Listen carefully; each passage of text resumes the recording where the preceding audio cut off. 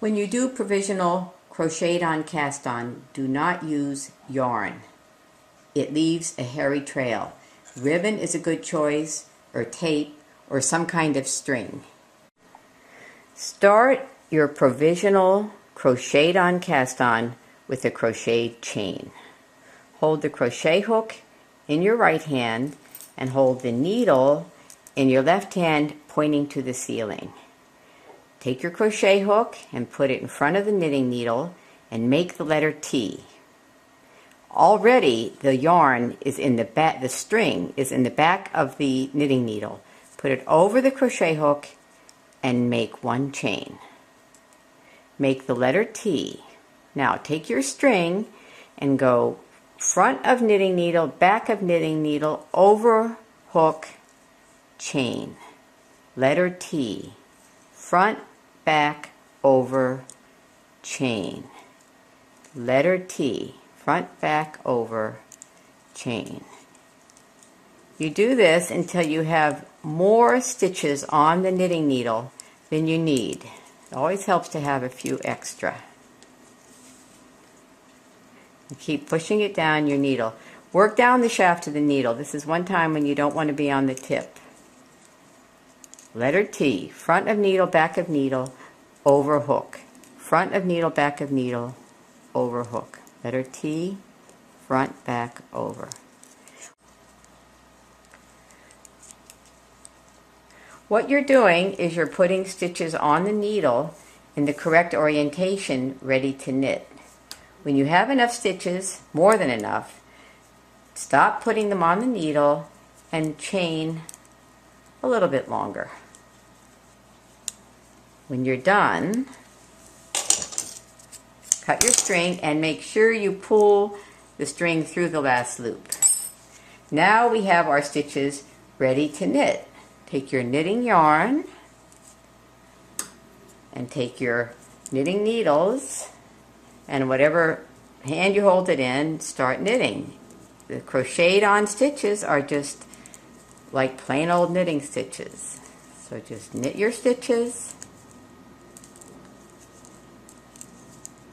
as you would ordinarily, the number you need. Now if one stitch doesn't quite look right, this does, but if yours doesn't, let it come off and just keep going. If you don't have enough stitches, you don't need to start all over again. Just add some more with another piece of string. Doesn't matter if the string continues or is broken, it still works.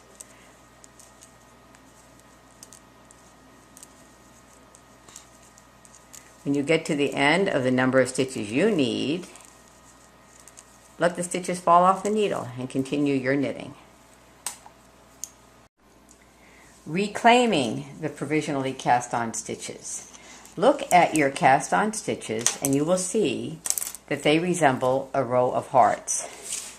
You have to unpeel the cast on from the top of the hearts. If you unpeel from the bottom, you won't be able to rip it out. Going from the top, it will come right out. So go to your tail, work it out of your chain, and while pinching your knitting, very gently start undoing the cast on. Now, your first stitch is sometimes a little hard to tell. Is it a stitch or not? Well, it looks like not. Now I will take my knitting needle in my left hand and go from front to back and put it into the loop that you can see. Gently pull out the tail of the cast on.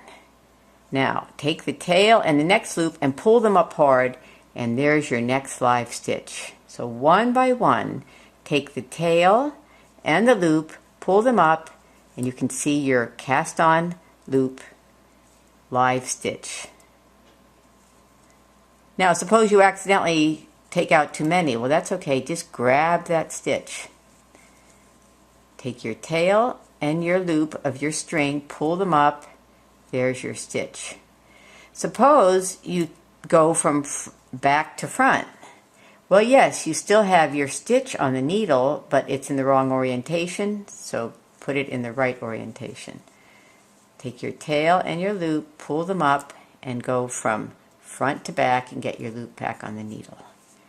Now generally, and actually, you will always have one stitch less than you started out. And if you had to find out why, it would be because every stitch you have here is actually between your original stitches. So if you started out with 20 stitches, you'll find yourself with 19 stitches when you try to get them back. You haven't made a mistake, you haven't lost a stitch. If you need the 20 stitches, do what we call fudging. In other words, make it up and get it. Proceed this way until you're done, getting all your stitches back. If you did the cast on incorrectly, you will still have live stitches, but you might find it necessary to cut your string if it doesn't peel off easily. If you do it correctly, you can use your string over and over again for as many projects as you have. When do you use provisional cast on? Anytime you start a project, say to yourself, do I need the stitches later? If the answer is yes, start provisionally. Then you will have access to the stitches. You have live stitches going in both directions.